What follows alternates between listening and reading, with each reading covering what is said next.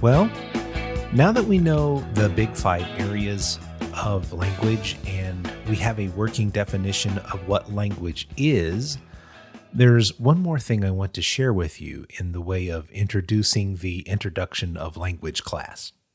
As I mentioned last time, folks have been trying to understand language for as long as we have written records. In early Asian, Semitic, and Greek philosophy, people struggled to understand what language is. But the reason for understanding language and the value of language has evolved over time. Early Hellenistic philosophers talked a great deal about language, but it was really understood as a facet of how people know or how we know what we think we know.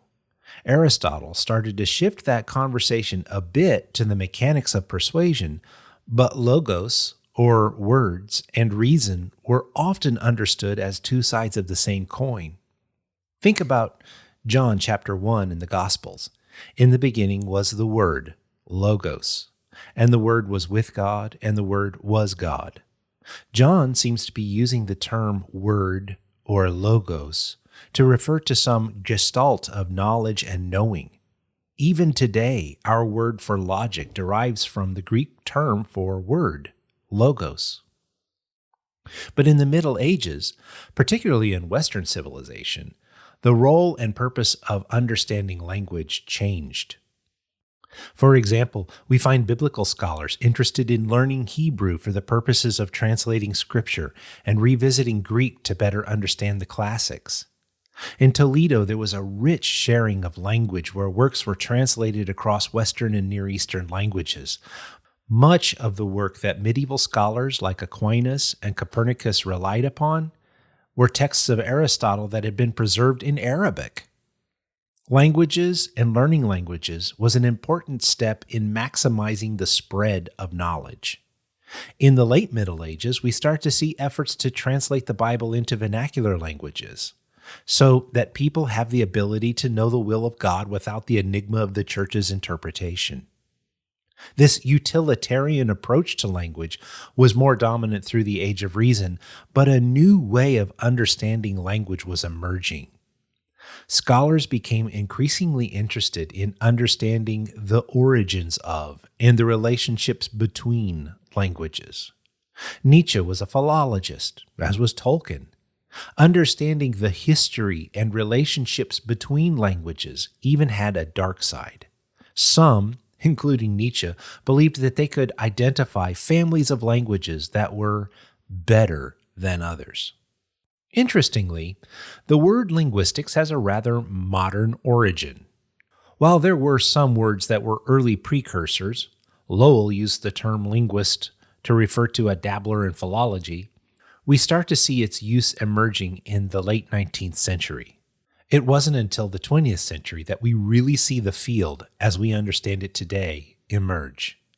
In the 1930s and 40s, mathematicians like Russell and Wittgenstein and Saussure started to try to describe the structural relationships of the elements of language.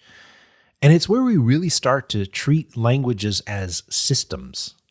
It was from here that we began to understand its generative, descriptive, and functional elements. It is in the modern age of language studies that we also begin to explore the biological or neurological preconditions for language. And so now, when we study language, there are several features that I think could be valuable in understanding the modern approach.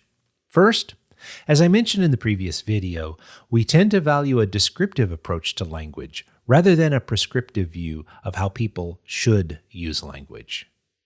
We tend to treat language with an empirical approach, where we observe and sometimes even measure, rather than a philosophically speculative approach. What I mean here is that linguists are really good at robbing a joke of its humor or a poem of its beauty for the sake of understanding its structure. One major function of modern linguistics is the examination of the relationship between cognition and language, and the shared neurological functions for the interaction between them. And lastly, we tend to value understanding the systems of language, rather than looking at specific languages. Many laypeople would be surprised to know that modern linguists may not know very many languages. Even more to the point, we may be able to study a language we cannot use.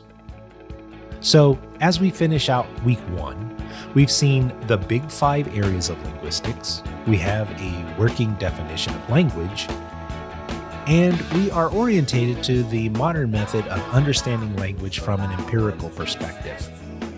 If you have those elements down, I think you're in a good spot to begin to see some of the things I want to show you over the next term.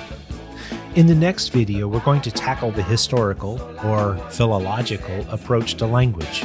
We'll look at the evolution of the English language, and as we do, we'll discover some of the anthropological forces that play into the evolution and even the lack of evolution languages endure. I'll see you then.